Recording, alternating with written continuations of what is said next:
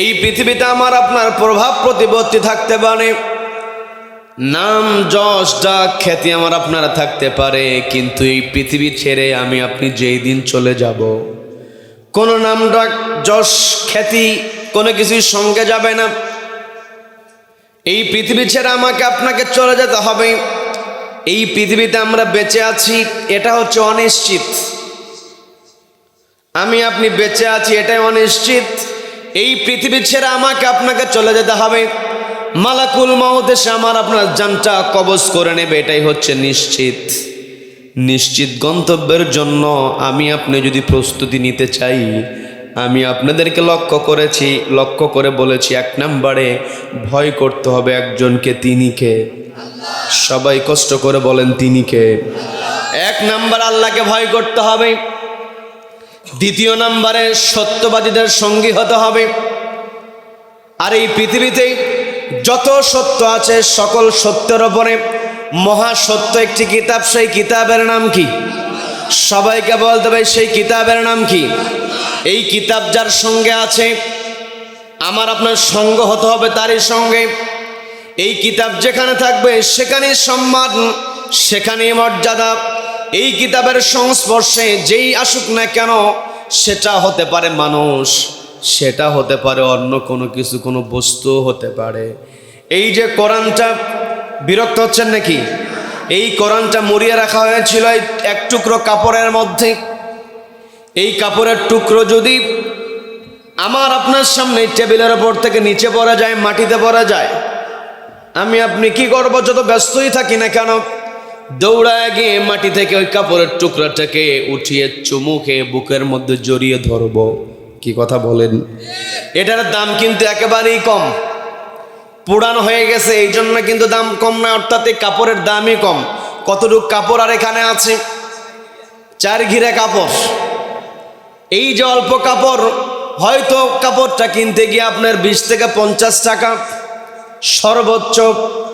আপনি আজুরা সহ মজুরি সহ যদি এর দাম যদি করা হয় 60 থেকে 70 টাকা, সর্বোচ্চ 100 টাকা, এর বেশি হবে না। কি কথা বলেন? এই যে কম দামি কাপড় মাটিতে পড়ে গেল, আমি আপনি যদি এটা না উঠাই, ওই রকম ফেলে দেই, পাশের লোক এসে বলবে যে বেয়াদব, কোরআনের গিলাপ পড়ে আছে, জুরদান পড়ে আছে, নজরে পড়ে না, উঠাসনি কেন? বলবে কি বলবে না? বলবে কি বলবে না? আবার দেখবেন পক্ষান্তরে যখন কোনো জামাই বিয়ে করতে যায়, জামাইয়ের টার্গেট সামর্থ্য অনুযায়ী সর্বোচ্চ দামি শেরওয়ানি কেনে। কি কথা বলেন? যার যেমন সামর্থ্য হাজার হাজার টাকা খরচ করে শেরওয়ানি কেনে। এখন জামাই যখন তার শেরওয়ানি পরিধান করবে, বিয়ের উদ্দেশ্যে বাড়ি থেকে বের হয়েছে, শেরওয়ানিটা পরতে গিয়ে যদি হাত থেকে মাটিতে পড়ে যায়, আর ওই সময় জামাই যদি এই কাপড়ের টুকরোকে চুমু খাওয়ার মতো করে ওই শেরওয়ানিটাকে মাটি থেকে উঠিয়ে চুমু খায়, মানুষ বলবে বিয়ের আনন্দে মাথা ঠিক নাই। কি কথা বলেন? কি কথা বলেন? এই কাপড়ের টুকরোকে চুমু না খেলে বলবে বেয়াদব। এইটাকে যদি চুমু না খায় বলবে বেয়াদব, আর যদি শেরওয়ানিতে চুমু খায় বলবে পাগল। কি কথা বলেন? এর পার্থক্যটা হলো ওই শেরওয়ানির সঙ্গে কোরআনের কোনো সংস্পর্শ লাগে নাই, শেরওয়ানির সঙ্গে কম দামি এই কাপড়ের টুকরোর সংস্পর্শ লাগার কারণে এই কাপড়ের টুকরোটাকেও সম্মানিত একজন করেছেন, তিনি কে? আমরা এলাকায় দেখি বৃদ্ধ মুরব্বী 60 বছর বয়স, 70 বছর বয়স, তার চোখের সামনে 8-10 বছরের হাফেজে কোরআন যদি হাজির হয়ে যায়, বৃদ্ধ মুরব্বী পর্যন্ত সম্মানের সঙ্গে 8-10 বছর বয়সী হাফেজের সঙ্গে কথা বলে, সম্মান দিয়ে কথা বলে। কি কথা বলেন? বয়স কম কিন্তু ছোট্ট সিনার মধ্যে কোরআনটাকে ধারণ করার কারণে অল্প বয়স হলেও এলাকার সবচাইতে মুরব্বী ছোট্ট বালককে সম্মান দেয়। একটাই কারণ হলো বালকের মধ্যে রয়েছে একটি কিতাব, সেই কিতাবের নাম কি? তার মানে আমার আপনার জীবনটাকে যদি আমি আপনি সুন্দর করে সাজাতে চাই, কোরআনকে সামনে নিয়ে চলতে হবে। আমার পর্দালের মা বোনেরা শুনছেন, কথাগুলো বোঝার চেষ্টা করেন। আমি আপনি যদি আল্লাহকে ভয় করতে চাই, আল্লাহকে ভয় করে সত্যবাদীদের সঙ্গী হতে চাই, পরিবারে মা বোনদের সহযোগিতা ছাড়া আমি আপনি কখনো পারবো না। কথা বলেন ঠিক কিনা? একটা পরিবারটাকে সুন্দর করে সাজাতে হলে মা বোনদের সহযোগিতার অবশ্যই দরকার হয়। আমার আপনার নবী বিশ্বনবী জনাবে মুহাম্মদুর রাসূলুল্লাহ সাল্লাল্লাহু আলাইহি ওয়াসাল্লাম তিনি যখন কোরআনের দাওয়াত দিয়েছেন, শুরুর দিকে নবীজির কিন্তু এরকম সুন্দর পরিবেশ ছিল না। নবীজির পক্ষে কোরআন তেলাওয়াত করা কিন্তু সহজ ছিল না। নবীজি এই কোরআন তেলাওয়াত করেছেন শুরুর দিকে গোপনে কোন সাহাবীর বাড়িতে। আবার নবীজি কোরআনের দাওয়াত দেওয়ার কারণে নবীজির উপরে হামলা প্রতিবন্ধকতা ছিল কি ছিল না? সবাইকে বলতে হবে ছিল কি ছিল না? নবীজি ওই সময়ের কোনো প্রতিবন্ধকতাকে ভয় করেন নাই, একমাত্র একজনকে ভয় করেছেন, তিনি কে? আর যদি পৃথিবীতে কোরআনের হক কথা বলতে গিয়ে আমাদের সামনে কোনো বাধা প্রতিবন্ধকতা আসে, বাধা দানকারীদেরকে কখনো ভয় করা যাবে না, ভরসা করতে হবে একজনের উপরে, তিনি কে? আল্লাহ বলছেন, ওয়াইদা তুলিয়াত আলাইহিম আয়াতুহু যাদাতুহুম ঈমানান ওয়া আলা রাব্বিহিম ইয়াতাওয়াক্কালুন। আল্লাহ বলছেন, ওয়া আলা রাব্বিহিম ইয়াতাওয়াক্কালুন, মুমিন বান্দা যারা হবে তারা একমাত্র আল্লাহর উপর তাওয়াক্কুল করবে। নবীজি যখন কোরআনের দাওয়াত দিয়েছেন, নবীজির সামনে যখন পরিবেশটা অনুকূল ছিল না, প্রতিকূল ছিল, নবীজিকে পাশে থেকে সবচাইতে বেশি যিনি সহযোগিতা করেছেন, সাপোর্ট দিয়েছেন, সান্ত্বনা দিয়েছেন, তিনি হলেন খাদিজাতুল কুবরা রাদিয়াল্লাহু তাআলা আনহা। কি কথা বলেন? এই জন্য পর্দালের মা বোনদের দৃষ্টি আকর্ষণ করে বলছি, মা, আজকে আমাদের এই সমাজ, আমাদের এই রাষ্ট্রকে যদি সুন্দর করে সাজাতে হয়, মা আপনাকে অগ্রণী ভূমিকা পালন করতে হবে। কি কথা বলেন? মা যদি সচেতন হয়, পরিবার সচেতন হয়ে যায়। মা যদি নামাজি হয়, মায়ের নামাজ দেখে দেখে ছোট ছোট বাচ্চাও নামাজ শিখে যায়। কি কথা বলেন? এই জন্য মা আপনাকে দৃষ্টি আকর্ষণ করে বলছি, এই পৃথিবীতে যত সৃষ্টি আছে প্রত্যেকটা সৃষ্টির উপরে রব্বুল আলামিন আমাকে আপনাকে সম্মানিত করেছেন। আবার মানুষের মধ্যে যদি আমরা আল্লাহর কাছে সম্মান পেতে চাই, তাহলে আল্লাহকে বেশি করে ভয় করতে হবে। কি কথা বলেন? আল্লাহকে ভয় করব, সত্যবাদীদের সঙ্গী হব। সত্যবাদীদের সঙ্গী হওয়ার পর আমার আপনার কর্মসূচি কি হবে? কোরআনের মধ্যে আছে না নাই? রব্বুল আলামিন সুন্দর করে বলছেন, আমার বান্দারা, কুনতুম খায়রা উম্মাতিন উখরিজাত লিন-নাসি তা'মুরুনা বিল মা'রুফি ওয়া তানহাউনা আনিল মুনকারি ওয়া তু'মিনুনা বিল্লাহ।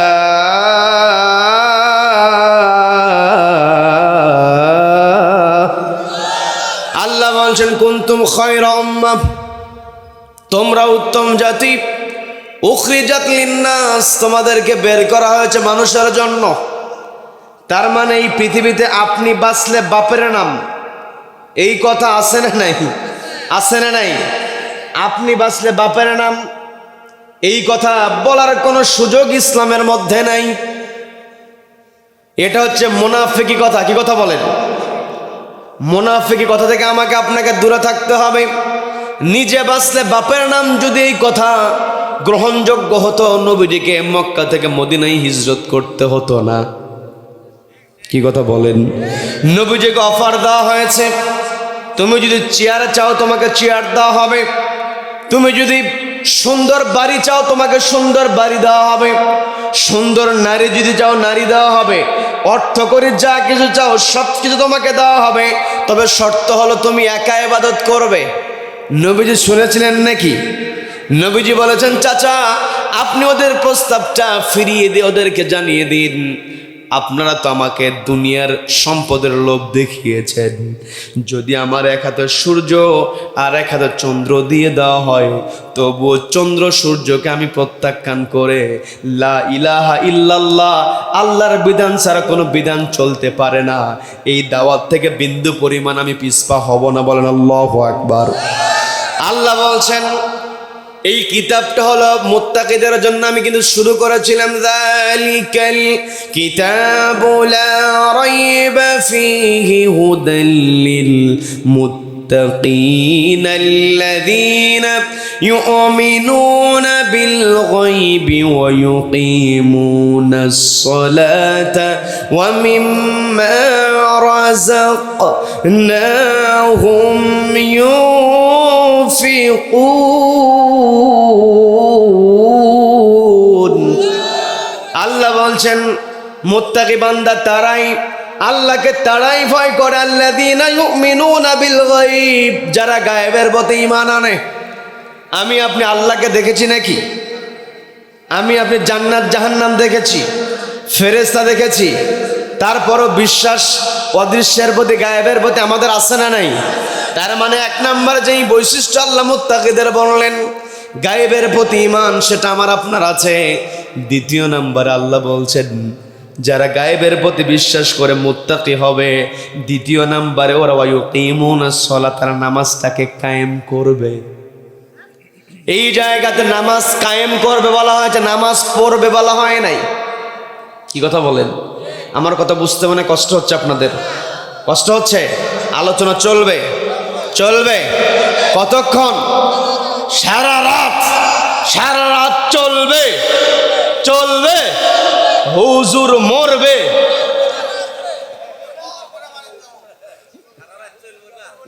সারা রাত চললে হুজুর কি আর বাঁচবে?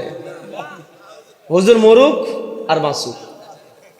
কোরআনের কথা শুধুমাত্র সারা রাত হবে না, যতদিন পর্যন্ত পূর্ব দিগন্ত সূর্য উদিত হয়ে পশ্চিম আকাশে অস্ত যাবে, ততদিন পর্যন্ত কোরআনের কথা হবে। কোন কোরআন বিদ্বেষীরা কোরআনকে থামাতে পারবে না। কথা বলেন ঠিক কিনা? কারা কারা এই মতের পক্ষে আছেন? দুহাত উঁচু করে আল্লাহকে দেখান।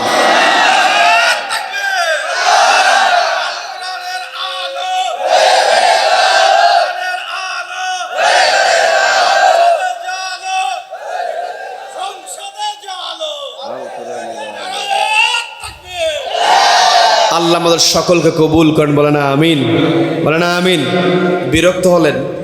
সম্মানিত দিনী ভাইয়েরা, আল্লাহ রাব্বুল আলামিন বলছেন আল্লাযীনা ইউমিনুনা বিল গায়বি ওয়া ইউকিমুনাস সালাত, যারা মুত্তাকি হবে, যারা আমি আল্লাহ আমাকে ভয় করবে, যারা সত্যবাদীদের সঙ্গী হবে, তাদের দায়িত্ব হলো নামাজটাকে প্রতিষ্ঠিত করা। নিজে কিন্তু নামাজ পড়বে এই কথা আল্লাহ এখানে বলেন নাই। গোটা কোরআনের মধ্যে রাব্বুল আলামিন শুধুমাত্র এক জায়গাতে নামাজ পড়ার কথা বলেছেন। কয় জায়গায়? সবচাইতে ছোট সূরা কি নাম বলো? সূরা কাউসার। সূরা কাউসারের মধ্যে রাব্বুল আলামিন বলছেন ফাসল্লি লিরাব্বিকা ওয়ানহার, ফাসল্লি। এই একটা জায়গাতে রব্বুল আলামিন নামাজ পড়ার কথা বলেছেন, আর গোটা কোরআনের 82 জায়গায় রব্বুল আলামিন নামাজটাকে কায়েমের কথা বলেছেন। কি কথা বলেন? তার মানে ব্যক্তিগত জীবনে নামাজ পড়তে হবে, পরিবারে নামাজ প্রতিষ্ঠা করতে হবে, যেই সমাজে বসবাস করব সেই সমাজের মধ্যে নামাজ প্রতিষ্ঠা করতে হবে, যেই রাষ্ট্রে বসবাস করব ওই রাষ্ট্রে নামাজটাকে প্রতিষ্ঠা করতে হবে। কথা বলেন ঠিক কিনা? নামাজ যখন প্রতিষ্ঠিত হয়ে যাবে, রব্বুল আলামিন ফলাফলটা বলছেন ইন্নাস সালাতা তানহা আনিল ফাহশাই ওয়াল মুনকার। আল্লাহু আকবার। আল্লাহ বলছেন নামাজ অন্যায় এবং অশ্লীল কাজ থেকে দূরে রাখে। কিন্তু কষ্ট না বলতে আমার দেশে নামাজিও আছে, ঘুষখোরও আছে। কি কথা বলেন? সুদখোরও আছে। অফিসে ঘুষ নেয়, বলতেছে যেহেতু নামাজ রক্ত 1:45 যদি বাজে, বলে ভাই দ্রুত করেন, নামাজে যাব। বলে কি দ্রুত করবো? বলে যা নিয়ে আসছেন ওটাই দেন। বলে কি বলে না? বলে কি বলে না? তার মানে নামাজ আছে কিন্তু নামাজ সমাজে প্রতিষ্ঠিত নাই। কি কথা বলেন? আজকে সমাজ যদি নামাজ প্রতিষ্ঠিত অবস্থায় পেত, এই সমাজের মধ্যে চাঁদাবাজি করে কোনো চাঁদাবাজের ঠাঁই হতো না। কথা বলেন ঠিক কিনা?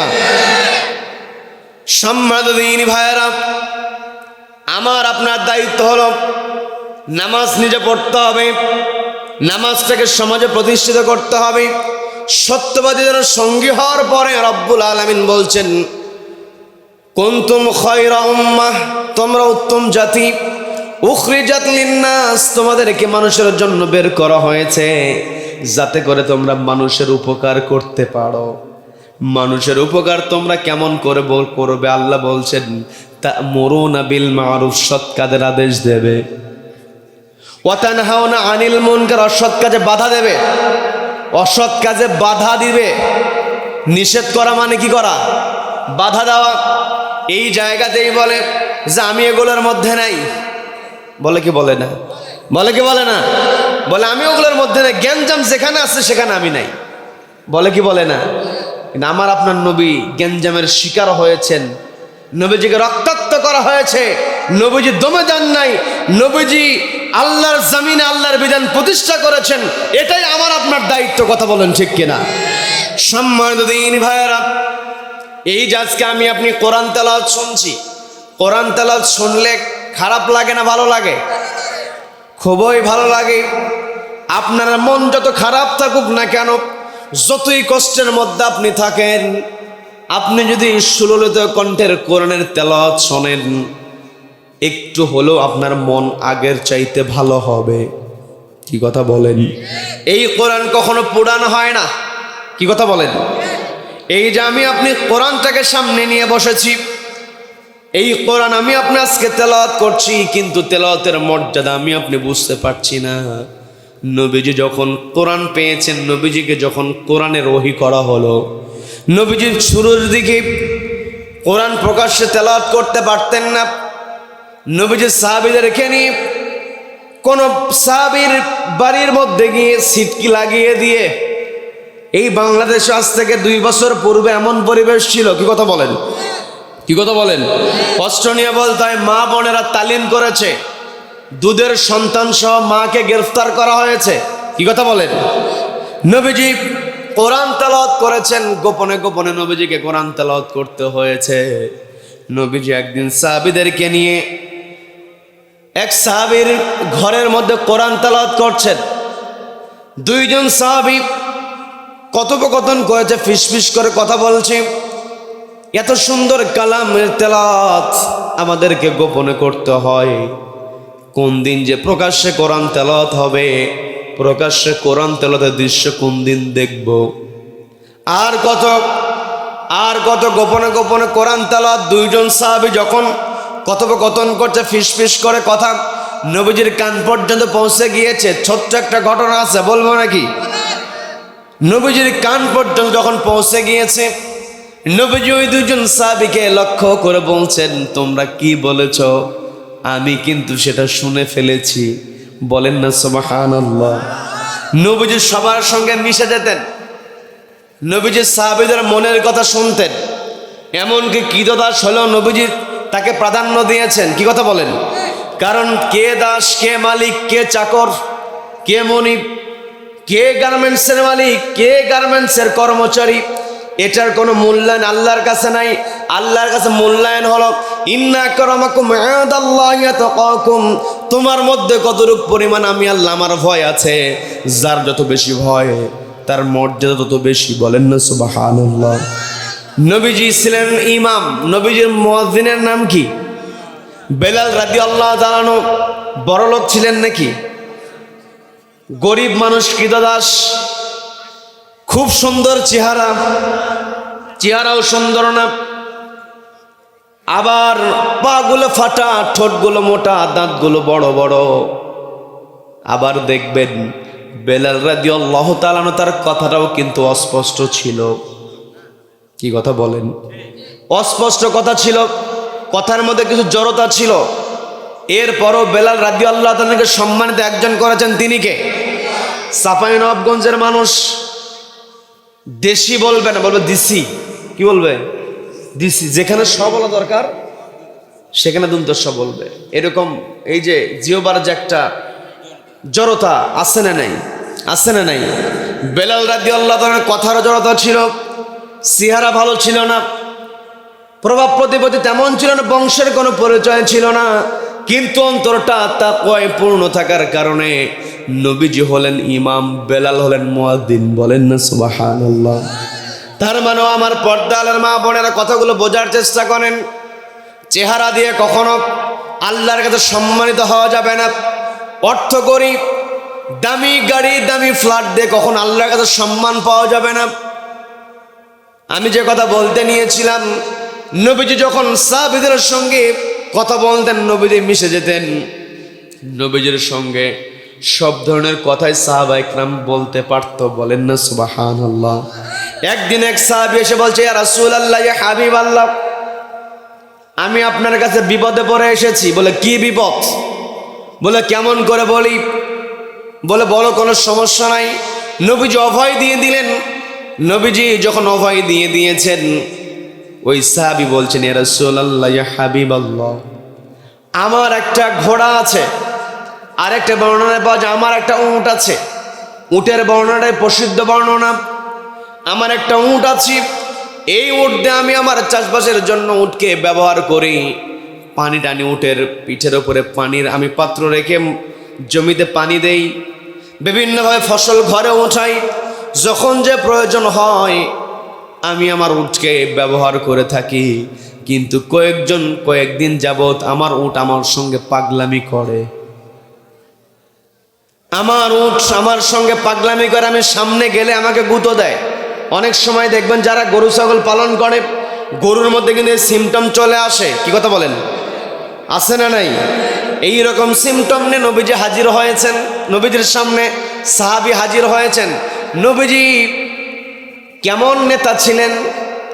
ওই গরিব সাহাবী যখন বলছে, ইয়া রাসূলুল্লাহ, ইয়া হাবিবাল্লাহ, আমার উট আমার সঙ্গে খারাপ আচরণ করে, আমার দিকে তেড়ে আসে, এমতো অবস্থা আমি যার একটা নতুন করে উট কিনবো সে সামর্থ্য আমার নাই। এই উটের ব্যাপারে আপনি কি সমাধান দিবেন? আমি আপনার কাছে এসেছি। বলেন না সুবহানাল্লাহ, বলেন সুবহানাল্লাহ। কেমন নবী আমার আপনার? নবীজি কথা বলছেন, ওই সাহাবীর, দুই সাহাবীর কথা নবীজির কান পর্যন্ত পৌঁছে গিয়েছে। নবীজির কান পর্যন্ত যখন পৌঁছে গিয়েছে, নবীজি বলছেন, তোমাদের কথা আমি শুনে ফেলেছি। প্রকাশ্যে কোরআন তেলাওয়াতের জন্য তোমরা আকাঙ্ক্ষা করেছো, ওই আকাঙ্ক্ষার কথা আমার কান পর্যন্ত পৌঁছেছে। তোমাদের কত না আকাঙ্ক্ষা, তার চাইতে বেশি আকাঙ্ক্ষা হলো আমার মনের মধ্যে। কারণ এই কোরআনটাকে আমার ওপরে অবতীর্ণ করেন একজন, তিনি কে? সবাই কষ্ট করে বলেন, তিনি কে? আল্লাহ আমার ওপরে কোরআনটা অবতীর্ণ করেন। এই কোরআন তেলাওয়াতের দৃশ্য যেদিন প্রকাশ্যে আমি দেখব, প্রকাশ্যে কোরআন তেলাওয়াত কেউ করছে, এই দৃশ্য যেই দিন আমি দেখব, সেই দিন আমি সবচেয়ে বেশি খুশি হয়ে যাব। বলেন না সুবহানাল্লাহ, বলেন সুবহানাল্লাহ। যখন এইভাবে নবীজি কথা বললেন, বলার সঙ্গে নবীজি এই কথাটাও যুক্ত করলেন, আমি যেই মুহূর্তে তোমাদেরকে বলবো কাবার চত্বরে তোমরা কোরআন তেলাওয়াত করো, কিন্তু এই মুহূর্তে তোমরা যদি কাবার চত্বরে কোরআন তেলাওয়াত করো, তোমাদের ওপরে যারা কোরআন বিদ্বেষী আছে তারা হামলে পড়বে, ঝাঁপিয়ে পড়বে। আজও কিন্তু দুনিয়াতে কোরআনের তাফসির যেখানে হয়, কোরআনের দার্স যেখানে হয়, কোরআন যারা সহ্য করতে পারে না, ওরা তখন বন্ধ করার পায়তারা করে। আছে না নাই? আছে না নাই? নবীজি সাহাবীদেরকে লক্ষ্য করে বলছেন, তোমাদের কাউকে যদি কাবার চত্বরে আমি কোরআন তেলাওয়াত করতে দেই, ওই কোরআন বিদ্বেষীরা তোমাদের উপর আক্রমণ করতে পারে, তোমাদেরকে আঘাত করতে পারে। এই জন্য আমি অপেক্ষা করছি, কোনো ধনাঢ্য মানুষ কিংবা প্রভাবশালী মানুষ যদি ইসলাম কবুল করে, তাকে দিয়ে কাবার চত্বর আমি কোরআন তেলাওয়াত করায় নেব। কারণ বড়লোক মানুষ, প্রভাবশালী মানুষ যদি অন্যায় করে ফেলে, তার বিচার করা কিন্তু বড় কঠিন। কি কথা বলেন? গরিব মানুষ অপরাধ করেছে, ওর বিচার করার লোকের অভাব নাই, ও খোসা মারে, ও খোসা মারে। কি কথা বলেন? কি কথা বলেন? আর বড় লোক যখন অন্যায় করে, কেউ বিরুদ্ধে কথা বলতে নেই, আরেকজন পিছন থেকে টান দেয়, কয় সাবধান। কি কথা বলেন? কয় সব জায়গায় কথা বলতে যাস কেন? ঝামেলা আছে, কিন্তু ঝামেলাকে ভয় করা যাবে না, ভয় করতে হবে একজনকে, তিনি কে? সবাইকে বলতে হবে তিনি কে? নবীজি বলছেন প্রভাবশালী কেউ যদি কাবার চত্বরে কোরআন তেলাওয়াতের উপযুক্ত হয়ে যায়, ইসলাম কবুল করে, তাকে দিয়ে আমি কাবার চত্বরে কোরআন তেলাওয়াত করায় নেব। নবীজির ছোট্ট সাহাবী আব্দুল্লাহ ইবনে মাসউদ বলছেন, ইয়া রাসূলুল্লাহ, ইয়া হাবিবাল্লাহ, আপনি প্রকাশ্যে কোরআন তেলাওয়াত করার দৃশ্য দেখলে আপনি খুশি হয়ে যাবেন।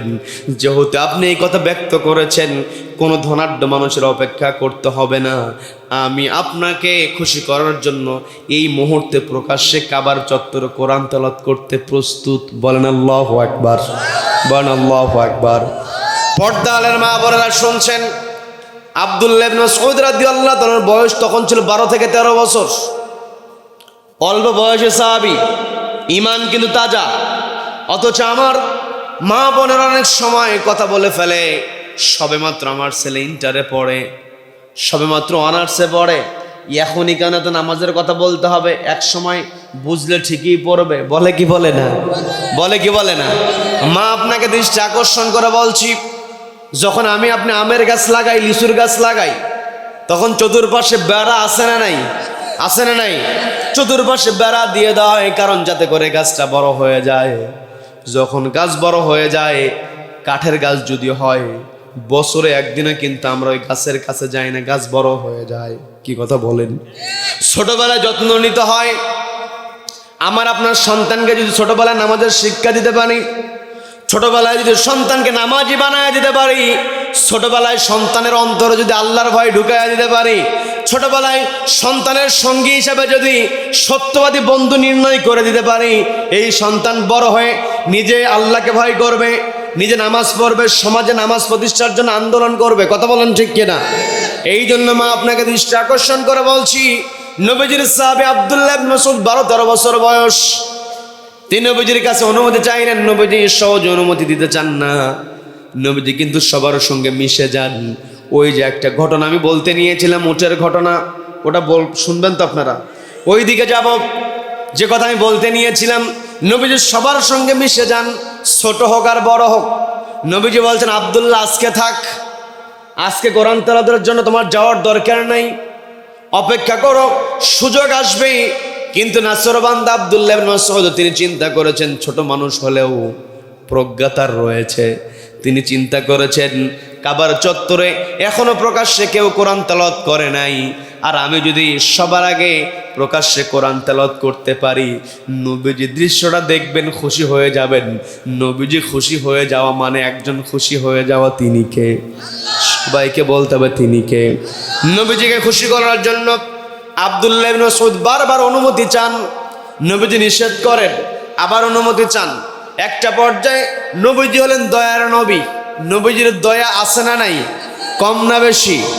নবীজির দয়ার ব্যাপারে রব্বুল আলামিন, নবীজির দয়ার ব্যাপারে আল্লাহর নিজের যেই দয়ার নাম রহিম, রহিম নাম কার নাম? সবাইকে বলবো রহিম কার নাম? এই রহিম নামটা আল্লাহর গুণবাচক নাম। আবার নবীজিকে রউফুর রহিম বলে নবীজির দয়াকে আল্লাহ রব্বুল আলামিন উচ্চাঙ্গে মর্যাদা দিয়েছেন। বলেন না সুবহানাল্লাহ। নবীজি দয়ালু বলেই কিয়ামতের কঠিন ময়দানে সমস্ত নবীরাও পর্যন্ত নাফসি নাফসি করবে, কেউ কারো জন্য সুপারিশ করার জন্য সাহস করবে না। দেখবেন শুরুতে একজনের সাহস করতে হয়, এরপরে সবাই শুরু করে। কি কথা বলেন? কিন্তু একজনকে কিন্তু দাঁড়াতে হয় আগে, সেই একজনই হবেন আমার আপনার নবী। ওই দিন ইয়া নাফসি করবেন না, তিনি বলবেন ইয়া উম্মতি, ইয়া উম্মতি। বলেন সুবহানাল্লাহ। ওই নবীর সুপারিশ যদি আপনি পেতে চাই, তাহলে কোরআনের পক্ষে থাকতে হবে। কি কথা বলেন? কোরআনের পক্ষে থাকা মানে হলো কোরআন যেই নির্দেশনা দিয়েছে, নির্দেশনা নিজেকে মানতে হবে, সমাজে প্রতিষ্ঠা করতে হবে, দুইটা কাজই করতে হবে। কি কথা বলেন? সমাজে কোরআন প্রতিষ্ঠা করতে হবে। আমি বন্ধুগণ যে কথা বলতে নিয়েছিলাম, নবীজির কাছে বারবার যখন অনুমতি চাওয়া হয়, দয়ার নবী একটা পর্যায়ে আর না করতে পারলেন না। আমাদের সমাজে এমন হয়, প্রথমে গিয়ে একবার বলেছে, মুরব্বী রাজি হয় নাই, আবার গিয়ে বলে, এক পর্যায়ে বারবার বলতে গিয়ে মুরব্বী শেষ পর্যন্ত বলে আচ্ছা ঠিক আছে দিয়ে দিলাম। বলে কি বলে না? বলে কি বলে না? নবীজির কাছে বারবার গিয়ে অনুমতি চেয়েছেন, নবীজি বলছেন ঠিক আছে, তোমাকে আমি অনুমতি দিয়ে দিলাম, কাবার চত্বরে তুমি কোরআন তেলাওয়াত করো, তবে সাবধান, আল্লাহকে ভয় করতে হবে, আর সাবধানতা অবলম্বন করতে হবে।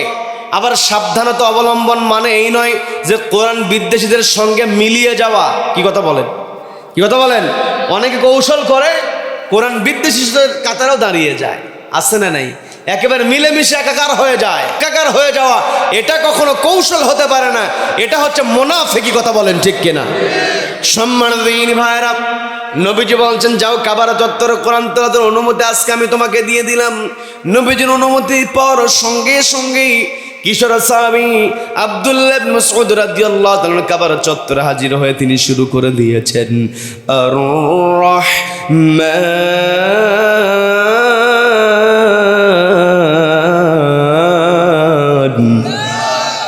আল্লামাল কুরআন খালাকাল ইনসানা আল্লামাহুল বায়ান।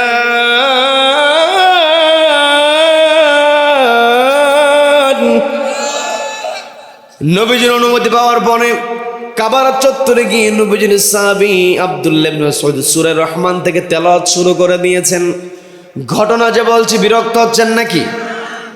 যখন কাবার চত্বরে কোরআন তেলাওয়াত শুরু করে দিয়েছেন, কাবার চত্বরে যারা হাজির ছিল তারা তাদের সমস্ত কাজগুলো ফেলে দিয়ে, তাদের কাজগুলো রেখে দিয়ে আব্দুল্লাহ ইবনে মাসউদের পাশে দাঁড়িয়ে চাতক পাখি এনে তাকিয়ে তাকিয়ে কোরআন শুনছে। বলেন না সুবহানাল্লাহ। কোরআন তেলাওয়াত যখন শুনছে, ওই জায়গাতে লোকের জন্য জটলা পেকে গিয়েছে।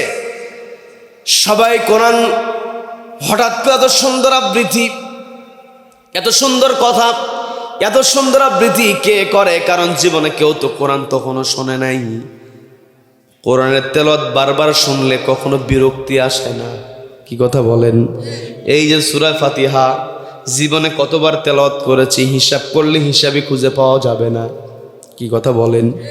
দৈনিক 5 ওয়াক্ত নামাজ, ফরজ নামাজের রাকাতের সংখ্যা 17 রাকাত। কত রাকাত ফরজ নামাজ? এই 17 রাকাত মানে 17 বার সূরা ফাতিহা। কি কথা বলেন? এর সঙ্গে যদি 17 রাকাত সুন্নাত যুক্ত করা হয়, 17 দুগুণে 34 নফল নামাজ যদি যুক্ত করা হয়, এইরকম হিসাব করলে দেখা যায় একজন নামাজি মানুষ দৈনিক 40 থেকে 50 বার সূরা ফাতিহার তেলাওয়াত করে। কিন্তু কেউ কি কোনোদিন বলেছে একই সূরা বারবার পড়তে আর ভালো লাগে না? এমন কেউ বলেছে নাকি? একমাত্র কোরআনী ব্যতিক্রম। দেখবেন অনলাইনে কিছু গান ভাইরাল হয়ে যায়, হয় কি হয় না? হয় কি হয় না? শিল্পীকে কেউ চেনে না, হঠাৎ একটা সঙ্গীত গান ভাইরাল হয়েছে, গোটা দেশ চিনে ফেলেছে। আচ্ছা, যেমন বাদাম বাদাম এক কথা আমার ভাই বলে দিয়েছে। আগের দিনে তো ভাইরাল শব্দ ছিল না, আগের দিনে আপনাদের সময় ছিল হিট। হ্যাঁ, হিট ছিল না, যে সুপার হিট। কি বিরক্ত হচ্ছেন? আমি একটু মজার ছলে আপনাদের সঙ্গে কথা বলছি, বিরক্ত হচ্ছেন আপনারা? সুপার হিট একটা ক্যাসেট বের করেছে, একটা গান যদি হিট হয় মরে মরে ওই গান, যেই মরে যায়, আপনি সলঙ্গায় থাকেন ওই গান, রোডে চলে গেছেন ওই গান, কড্ডায় চলে গেছেন ওই গান, মানে যেখানে যায় যে গান ভাইরাল হয় সেখানে শুধু ওই গানই বাজে। কি কথা বলেন?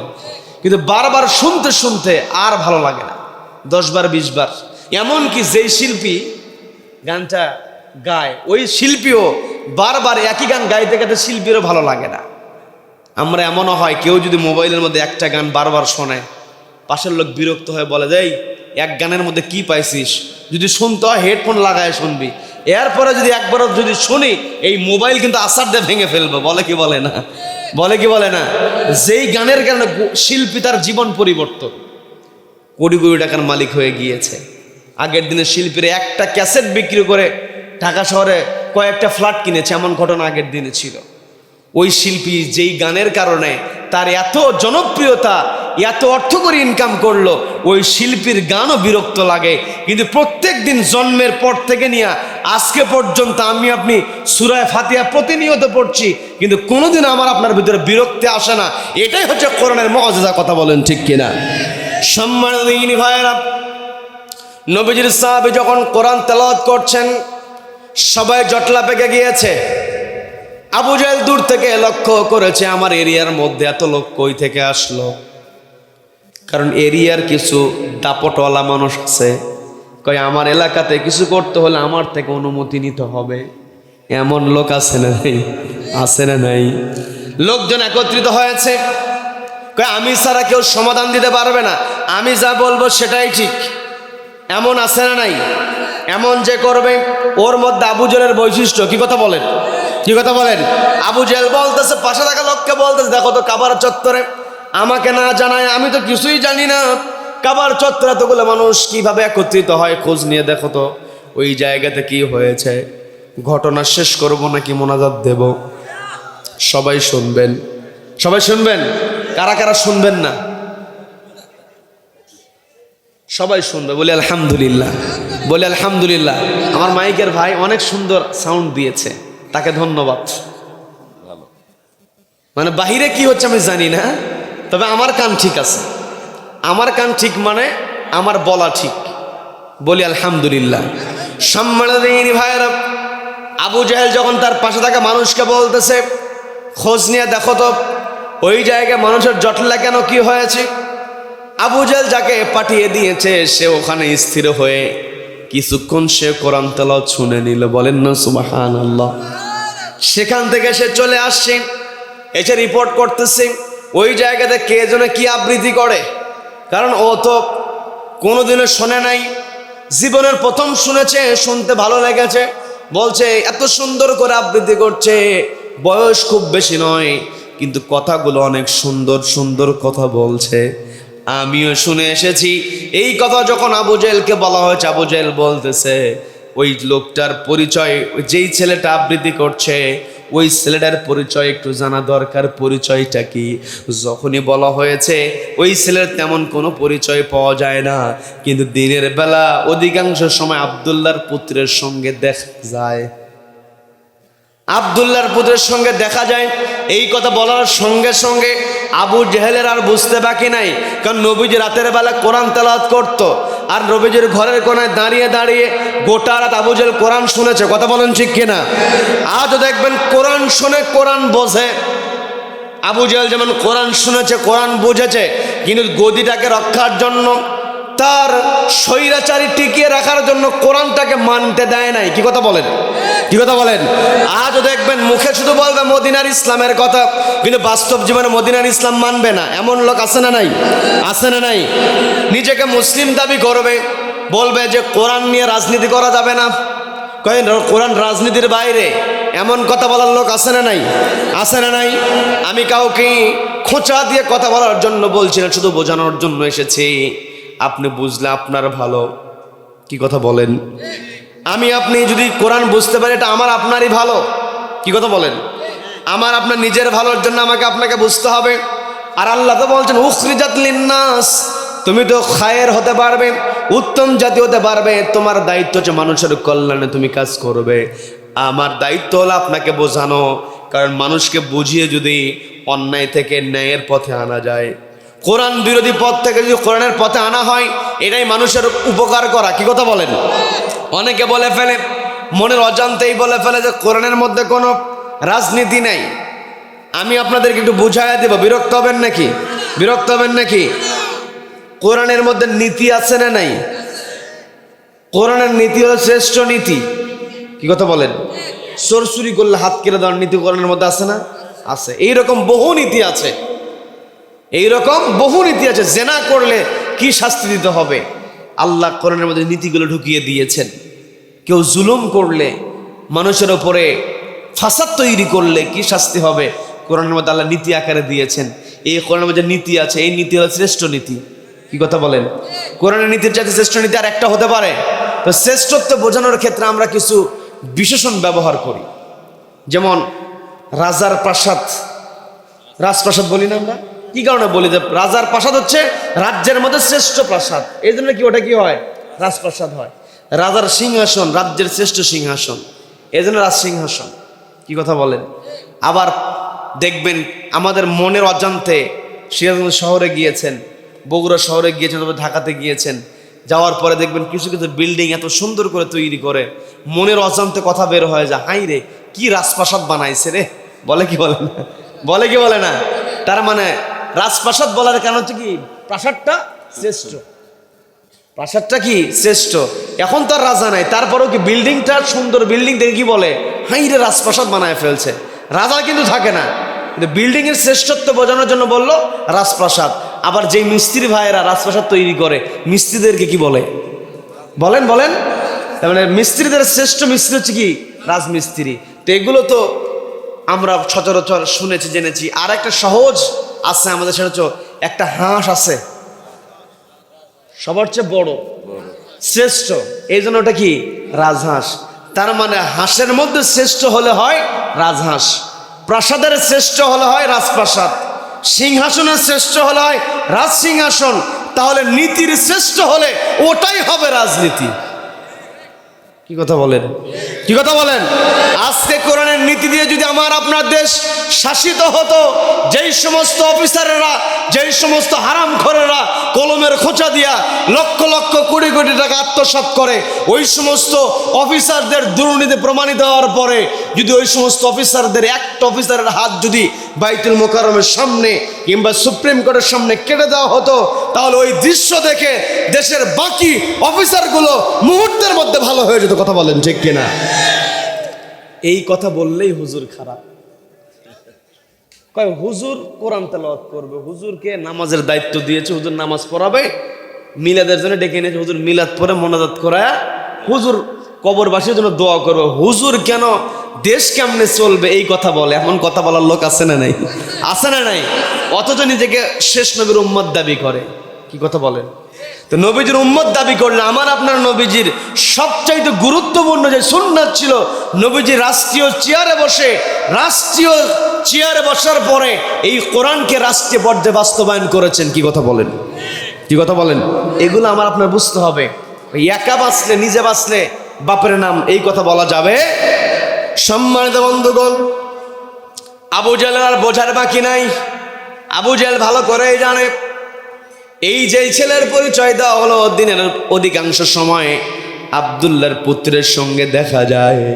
আমি তো দিনের বেলা আব্দুল্লাহর পুত্রের বিরোধিতা করি, কিন্তু রাতের বেলা যখন ঘুমোতে যাব, যখনই মনে হয় আমার ভাতিজা রাতের শেষ ওয়াক্তে গিয়ে তাহাজ্জুদে কোরআন তেলাওয়াত করবে, মনে হওয়ার সঙ্গে সঙ্গে আমি আর বিছানায় থাকতে পারি না, কোরআনের আকর্ষণে আমার ভাতিজার বাড়ির কোনায় আমি দাঁড়িয়ে যাই।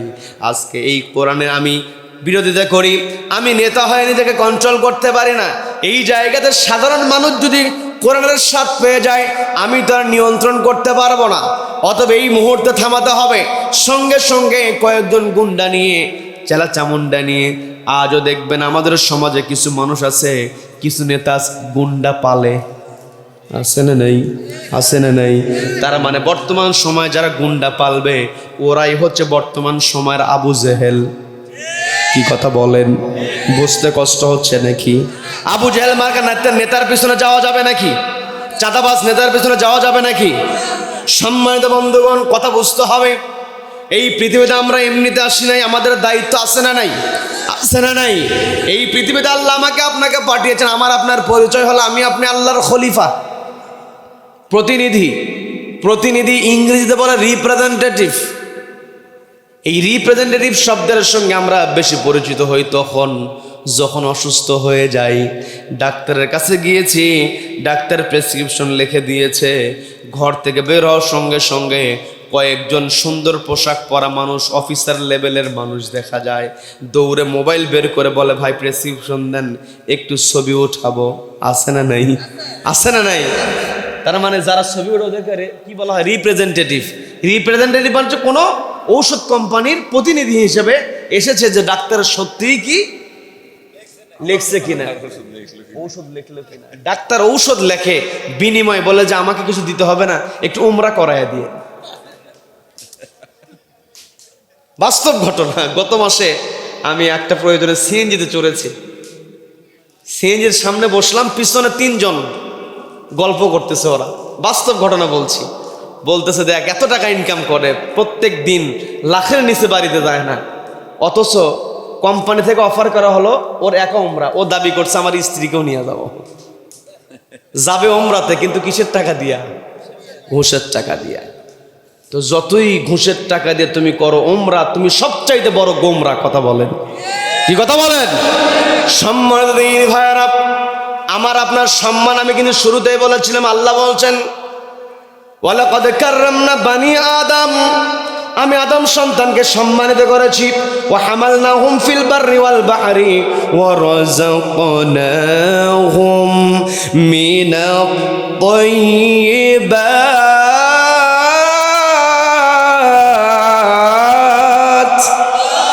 আল্লাহ বলছেন রাযাকনাহুম মিনাত তাইয়্যিবাত, আমি তাদেরকে দিয়েছি পবিত্র রিজিক। তার মানে আমার আপনার রিজিক যদি পবিত্র না হয়, আমার আপনার ইনকাম যদি হালাল না হয়, যত বড় ডাক্তার হই, যত বড় ইঞ্জিনিয়ার হই না কেন, এগুলো আমার আপনার কোনো কাজে আসবে না। কথা বলেন ঠিক কিনা? আমাকে আপনাকে হালাল রিজিকের মধ্যে থাকতে হবে, আমাকে আপনাকে সৎ কর্মশীলদের সঙ্গে থাকতে হবে, আমার আপনার সঙ্গী হবে সত্যবাদীরা। কি কথা বলেন?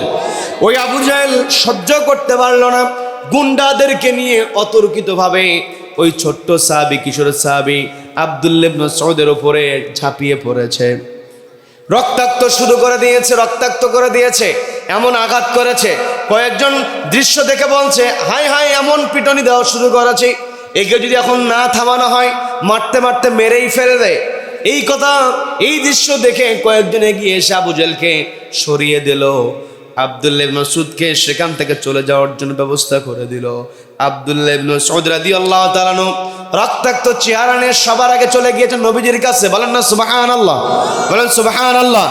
নবীজির কাছে যখন রক্তাক্ত চেহারা নিয়ে গিয়েছেন, নবীজি দয়ার নবী, মায়ের নবী, নবীজি ওই সাহাবীকে বলছেন ও আব্দুল্লাহ, তোমাকে তো আমি অনুমতি দিতে চাই নাই, তুমি বারবার চেয়েছে অনুমতি নিয়েছো। আজকে কাবার চত্বরে কোরআন তেলাওয়াত না করলে তোমাকে রক্তাক্ত হতে হতো না, কোরআন তেলাওয়াত করতে গিয়ে তো তুমি রক্তাক্ত হয়েছো। সাহাবী, ছোট্ট সাহাবী হলেও তার জবাবটা কেমন ছিল একটু বোঝার চেষ্টা করেন। পর্দালের মা বোনেরা, নবীজির এই সাহাবীর জীবনে থেকে আমাদের শিক্ষা আছে। নবীজি বলছেন তোমাকে অনুমতি দিতে চাই নাই, জোর করে অনুমতি নিয়ে কাবার চত্বরে গিয়ে রক্তাক্ত হয়েছো। সাহাবী বলছেন ইয়া রাসূলুল্লাহ, ইয়া হাবিবাল্লাহ, আমি রক্তাক্ত হয়েছি, সেই দিকে আমার কোনো কনসেন্ট্রেশন নাই, আমার কোনো চিন্তা নাই। আমি একটু জানতে চাই আজকে যে প্রকাশ্যে আমি কোরআন তেলাওয়াত করলাম, এতে কি আপনি খুশি হয়েছেন কিনা?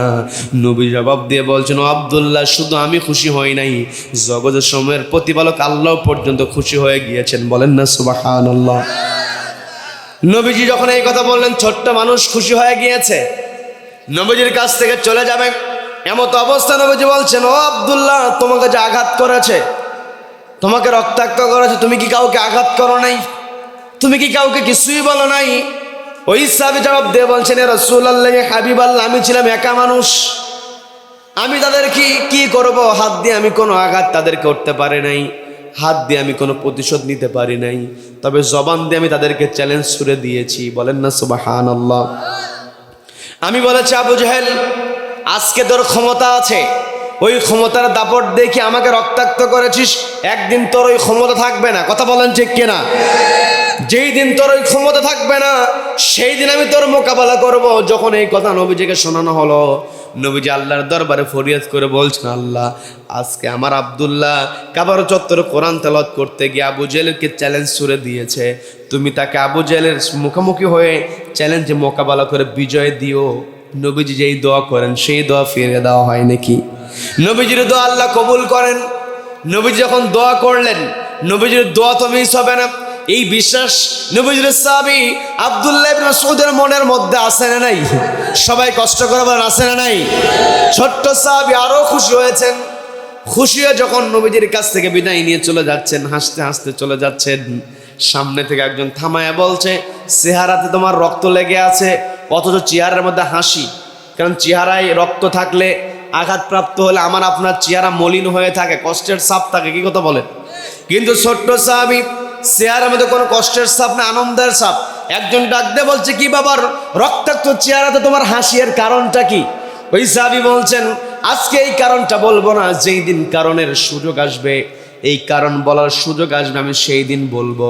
এই কথা বলার পরে বলছে ঠিক আছে, কারণ বলার দরকার নাই, তবে তোমাকে একটু সতর্ক করে দেই। সেটা হলো, তুমি আজকে কাবার চত্বরে কোরআন তেলাওয়াত করেছো, তুমি যে সাহস দেখিয়েছো, কাবার চত্বরে কোরআন তেলাওয়াত করার কারণে তোমাকে আজকে রক্তাক্ত করা হয়েছে। তুমি তোমার জানটা নিয়ে সেখান থেকে চলে আসতে পেরেছো। তবে আজকের মতো হয়তো আগামীতে এমন নাও হতে পারে।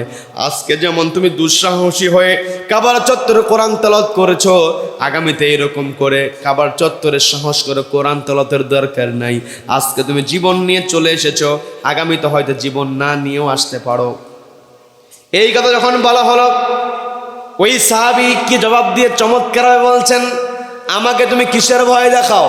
এই রক্তাক্ত চেহারায় আবার যদি নবীজি আমাকে আদেশ দিয়ে দেন, আমি নবীজির আদেশ পাওয়া মাত্র রক্তাক্ত চেহারাতে আবার কাবার চত্বরে কোরআন তেলাওয়াত এই মুহূর্তে করতে রাজি। বলেন আল্লাহু আকবার, বলেন আল্লাহু আকবার।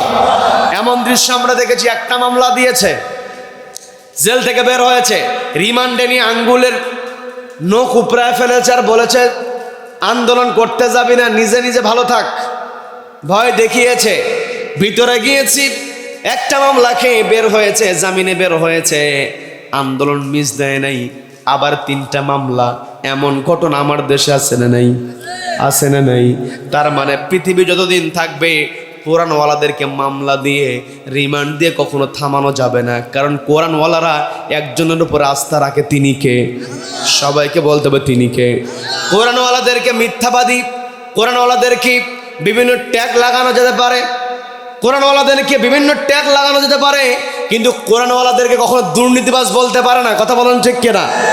আমার আপনার নবীজিকে পাগল বলেছে, জাদুঘর বলেছে, মিথ্যাবাদী প্রমাণের চেষ্টা করেছে, কিন্তু আমার আপনার নবীজিকে কখনো আমানতের খেয়ানতকারী ওরা বানাতে পারে নাই। কথা বলেন ঠিক কিনা?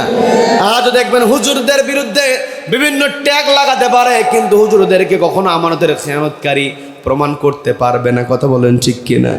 নবীজিকে মিথ্যাবাদী প্রমাণের চেষ্টা করা হয়েছে।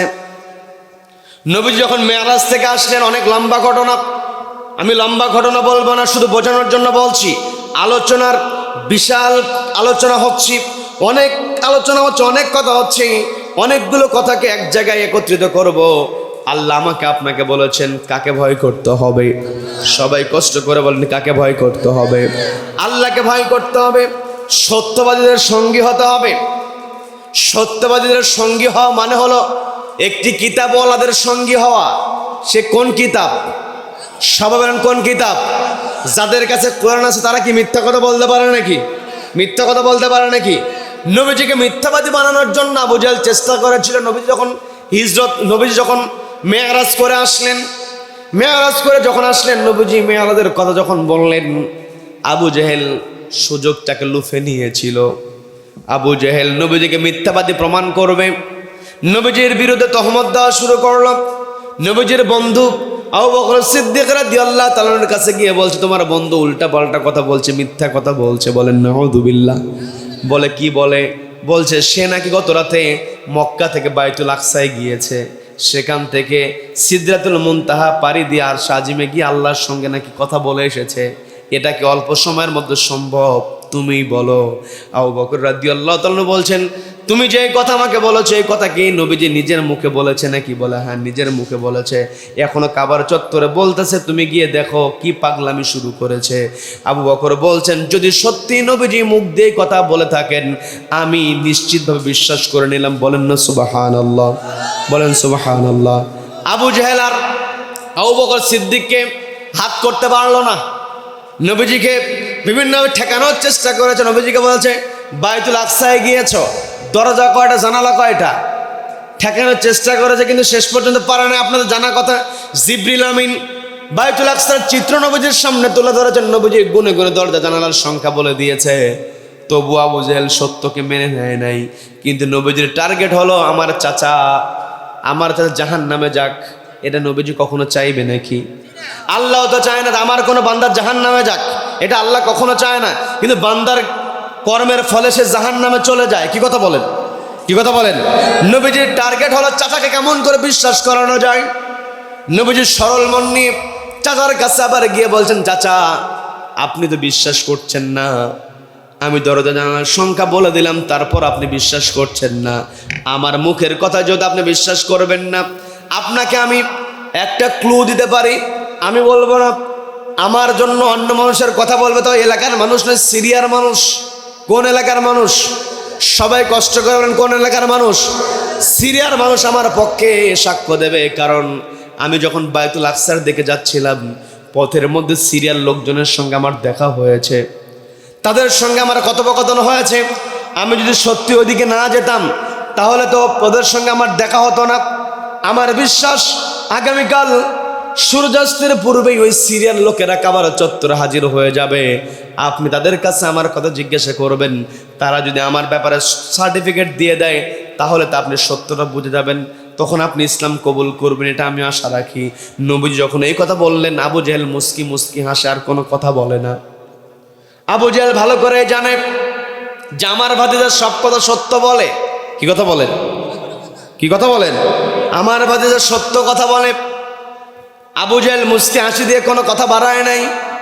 পরের দিন যখন সূর্য ডুবার সময় হয়েছে, বলবো নাকি মনোজাত দিয়ে দেব? সূর্য যখন কি তাবারক হয় না এখনো?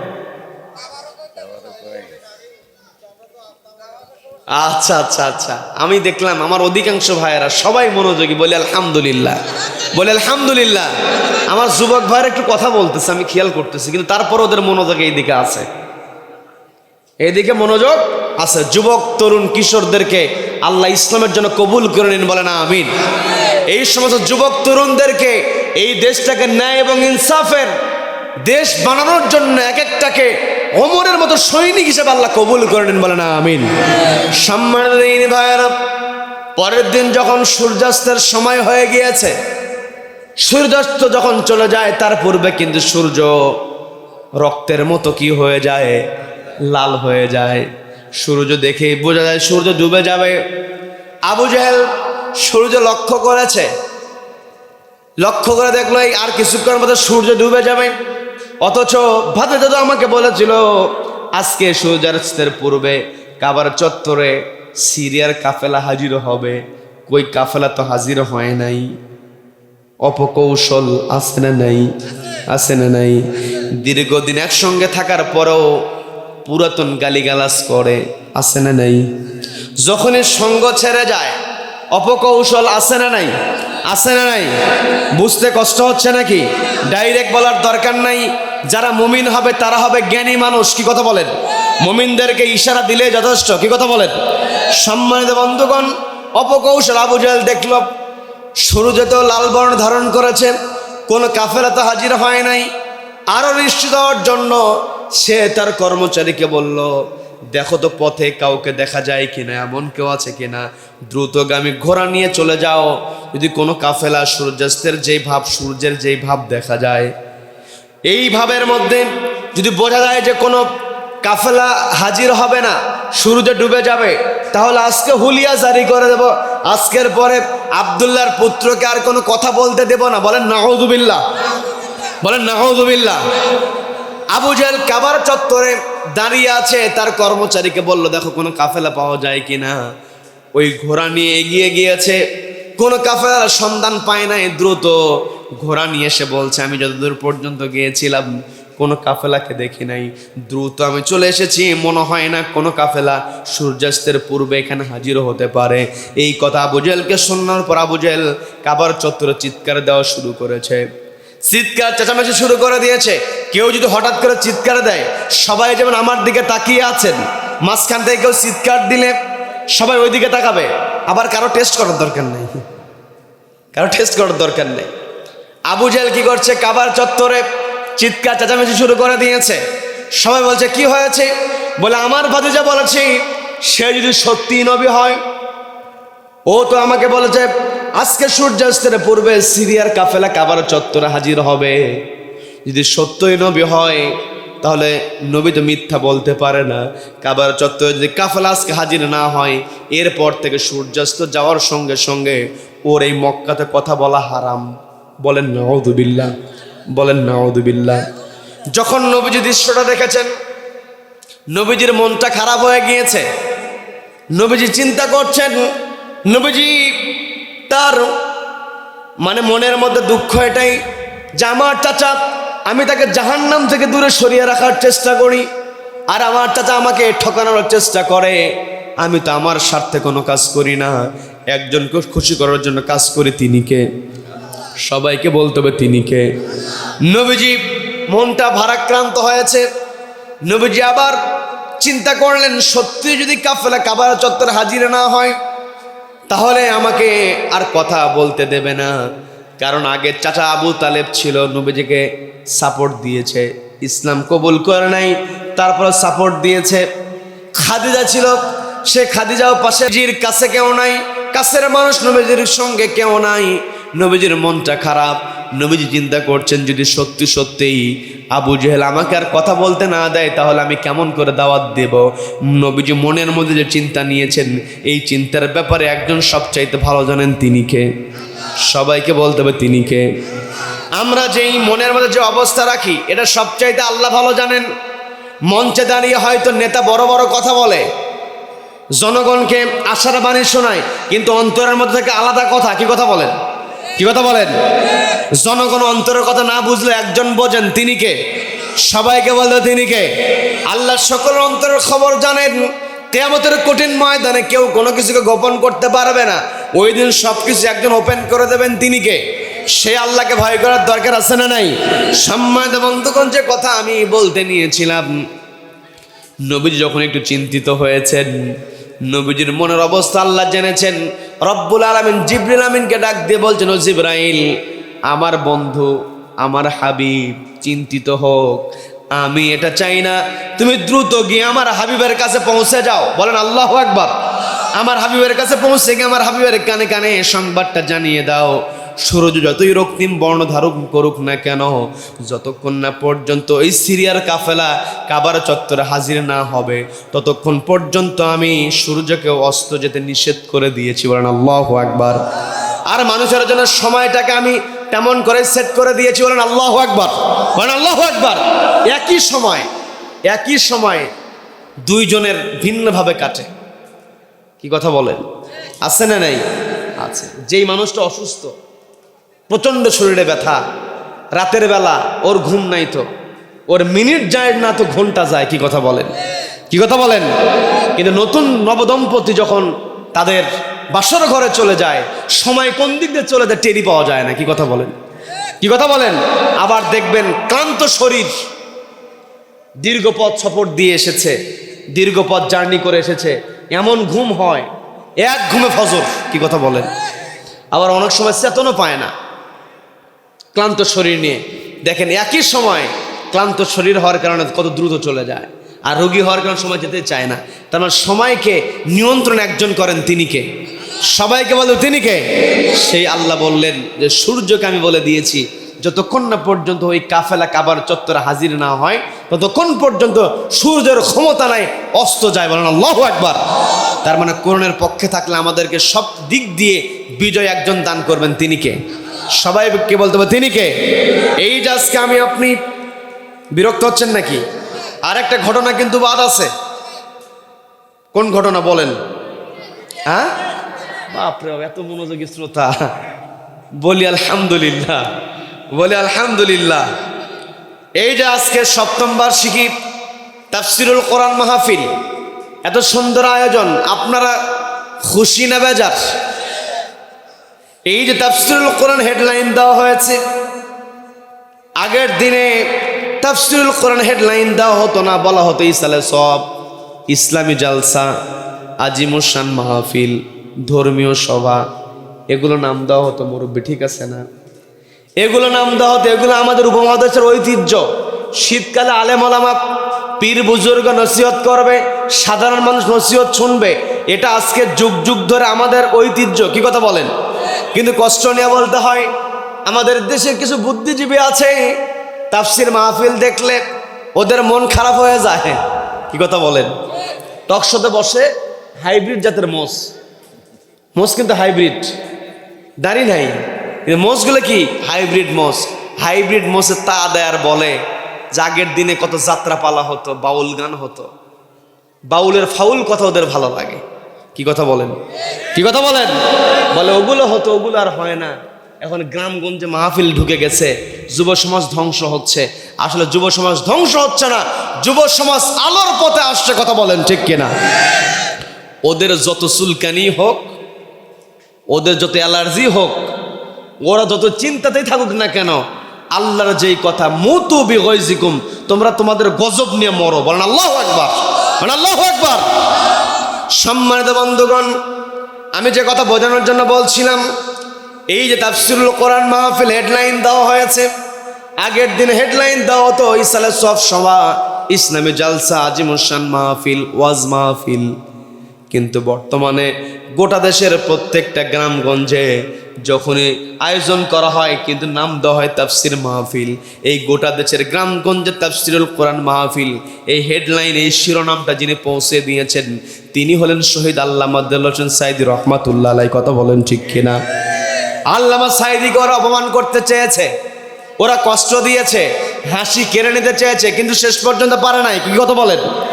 সর্বশেষ যেই দিন তাকে হত্যার ষড়যন্ত্র করে কারাগার থেকে যখন তাকে অ্যাম্বুলেন্সে করে হসপিটালে আনা হলো, অসুস্থ মানুষ, আপনাদের জানা কথা বলছি, বিরক্ত হচ্ছেন নাকি? আমি আপনাদেরকে বোঝানোর চেষ্টা করছি। অসুস্থ মানুষ আরেকজনের কাঁধের উপর ভর দিয়ে অ্যাম্বুলেন্স থেকে নামলেন, নামার পরে সবাইকে লক্ষ্য করে তিনি সালাম দিয়েছেন, সালামের সঙ্গে তিনি মিষ্টি একটা হাসি দিয়েছেন। তিনি মিষ্টি হাসি দিয়ে বোঝাতে চেয়েছেন আমাকে ওরা যত কষ্টই দিক না কেন, ওরা আমাকে কষ্টে রাখতে পারে নাই, আমি ভরসা রেখেছি একজনের ওপরে, তিনি কে? তোমরাও আল্লাহর উপরে ভরসা রাখো। বলেন আল্লাহু আকবার, বলেন আল্লাহু আকবার। কোরআনের পাখিকে আদালতে ওঠানো হয়েছে, কোন সময় আমরা তার মন খারাপ দেখি নাই। কি কথা বলেন? আর এখন কিছু চোরদেরকে ওঠানো হয়, খালি কান্দে আর কান্দে। কি কথা বলেন? কি কথা বলেন? কিন্তু যারা কোরআনওয়ালা, যারা আল্লাহকে ভয় করে, এদের চোখের পানি কেউ সহজে বের করতে পারে না। কি কথা বলেন? কি কথা বলেন? কষ্ট দিয়ে এরা চোখের পানি বের করাতে পারবে না, বরং মুমিনরা চোখের পানি বের করবে। একজনকে ভয় করে, তিনি কে? সবাইকে বলবো তিনি কে? আজকে কোরআনের পাখিকে ওরা ধর্ষক বানানোর চেষ্টা করেছিল, কোরআনের পাখিকে ওরা অপমান করার চেষ্টা করেছিল। দেলোয়ার হোসেন শিকদার নামে একজন অপরাধ করেছে, ওই শিকদারের অপরাধ সাঈদীর উপরে ওরা চাপিয়ে দিতে চেয়েছিল, কিন্তু ওরা চাপাতে পারে নাই। আমাদের কোরআনের পাখি নিজেই বলেছিলেন, তার কণ্ঠের কথা, তার দারাজ কণ্ঠের কথা আজকে সমাজে বাস্তবায়িত হয়েছে। তিনি বলেছেন তোমাদের জুলুমের মাত্রা যখন ছাড়িয়ে যাবে, এমন একটা সময় আসবে তোমরা ইঁদুরের গর্তও খুঁজে পাবে না। কি কথা বলেন? তিনি এই কথা বলেছিলেন, বেশিবার বেরো না, বেশিবার বেরো না, এমন একটা সময় আসবে মানুষ গোড়া থেকে ঝাঁকি দেবে, মামু বাড়ি দিল্লিতে গিয়ে পড়বা, ঠিকই পড়েছে। কি কথা বলেন? সম্মানিত বন্ধুগণ, এগুলো আমার আপনার জন্য শিক্ষা নেওয়ার দরকার আছে না নাই? তার মানে যেই ক্ষমতায় গিয়ে অহংকারী হবে, ও কিন্তু গর্ব করে বলেছিল আমি পালাই না। কি কথা বলেন? কি কথা বলেন? এটা বলার কারণ ছিল, আমি কাউকে খোঁচা দেওয়ার জন্য বলছি না। বিভিন্ন মতের মানুষ থাকতে পারেন, বিভিন্ন চিন্তার মানুষ থাকতে পারেন, দিনী ভাই হিসাবে আপনাদেরকে আমি যেটা বোঝানোর চেষ্টা করছি, এই ক্ষমতার চেয়ারে বসলে একটু গরম গরম ভাব ভিতরে আসে। কি কথা বলেন? কি কথা বলেন? ওই গরম ভাবের কারণে হাসিনা গোটা দেশটাকে দোজক বানিয়ে ফেলেছিল। কি কথা বলেন? ওর মানুষের জন্য আবার জান্নাত বানাইছিল। কি কথা বলেন? ওর নিজের মানুষ যারা ছিল ওদের জন্য যত সুযোগ সুবিধা। কি কথা বলেন? কিন্তু ভালো মানুষদেরকে কষ্ট দিয়েছে। কি কথা বলেন? ও গরম দেখিয়েছে, তার মানে ক্ষমতার গরম দুনিয়াতে দেখায় কোনো লাভ নাই। কি কথা বলেন? কি কথা বলেন? ক্ষমতার যেই বসুক না কেন, মুমিন যারা হবে তারা বিনয়ী হবে, তারা একজনকে ভয় করবে, তিনি কে? সবাইকে বলতে হবে তিনি কে? আল্লাহকে ভয় করতে হবে, বিনয়ী হতে হবে। ক্ষমতা রয়েছে, অর্থ রয়েছে, এই বলে যা খুশি করব, এটা মুমিনের বৈশিষ্ট্য হতে পারে? পারে? মুমিন একমাত্র আল্লাহকে ভয় করবে, বিনয়ী হবে। যার ভিতরে আল্লাহর ভয় আছে ও কখনো অহংকার করতে পারে না। আল্লাহ আমাদের সকলকে অহংকার মুক্ত থাকার তৌফিক দান করুন। বলেন আমিন, বলেন আমিন। আমরা কোরআনের পক্ষে থাকব, কোরআনের পক্ষে যারা থাকবে তাদের সম্মান আছে, মর্যাদা দুনিয়াতেও আছে, আখিরাতেও আছে। সাঈদীর পক্ষের লোকেরা যারা ছিল তারা আজকে দেশের মধ্যে ঠিকই শান্তিতে আছে। কি কথা বলেন? আবার খালেদা জিয়া, তাকেও কিন্তু ওই পদ্মা সেতুর উপর থেকে টুক করে ফালাতে চেয়েছিল। কি কথা বলেন? কি কথা বলেন? ডক্টর ইউনূস, আমি কারো ব্যক্তিগত আমলের দিকে যাচ্ছি না, কে কেমন ছিল, খালেদা জিয়ার কেমন চরিত্র, খালেদা জিয়া কেমন মানুষ, গোটা দেশের মানুষ জানে।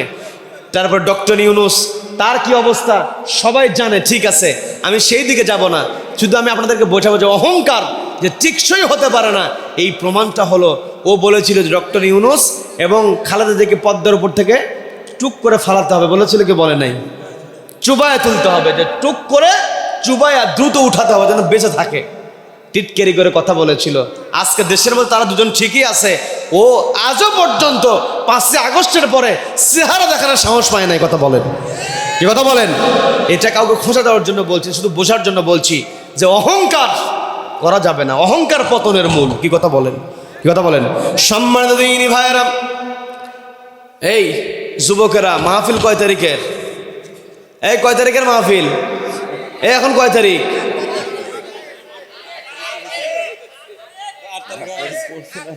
হ্যাঁ, তার মানে 8 তারিখ তো আমার দাওয়াত দেওয়া আছে অন্য জায়গায়। হ্যাঁ, বলি আলহামদুলিল্লাহ।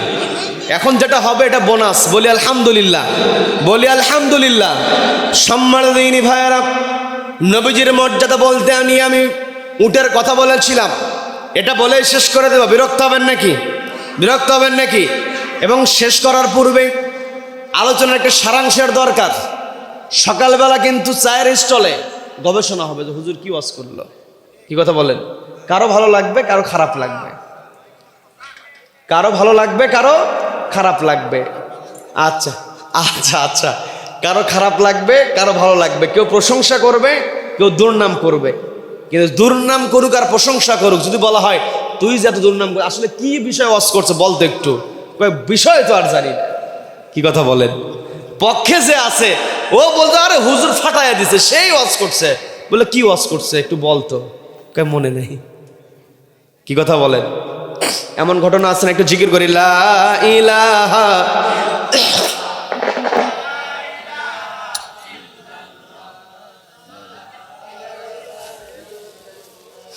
লা ইলাহা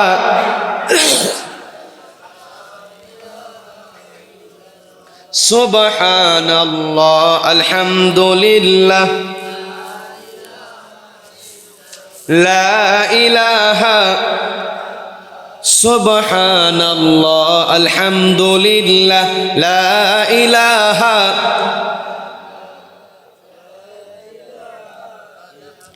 লা ইলাহা ইল্লাল্লাহ লা ইলাহা ইল্লাল্লাহু মুহাম্মাদুর রাসূলুল্লাহ সাল্লাল্লাহু আলাইহি ওয়াসাল্লাম।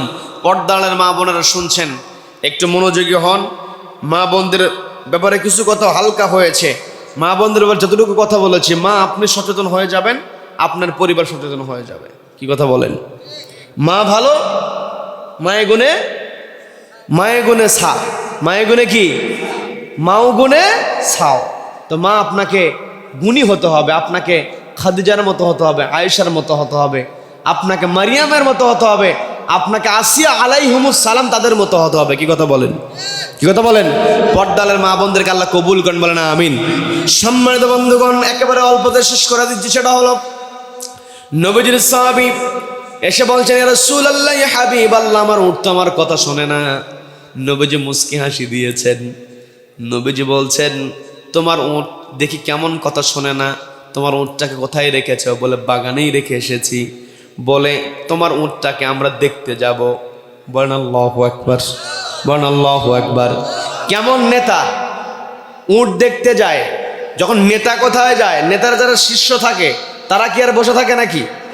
নবীজি রওনা হয়েছেন, রওনা হয়ে কয়েক কদম যখন হেঁটেছেন, পেছন থেকে একজন সাহাবী দেখে গিয়ে বলতেছে, এই কাজ করার কি দরকার ছিল?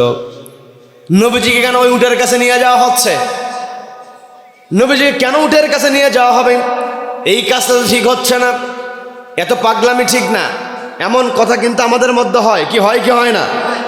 ওই সাহাবী তিনি বিষয়টাকে একটু মাইন্ডে নিয়েছেন, তার মনটা একটু খারাপ হয়েছে। নবীজি আমার উট দেখতে যাচ্ছে, অথচ সে সহ্য করতে পারছে না, মনটা খারাপ হয়েছে। ওই সাহাবী গিয়ে বলছে, আমি তোমাকে মন খারাপ করিয়ে দেওয়ার জন্য আমি তোমাকে এই কথা বলি নাই।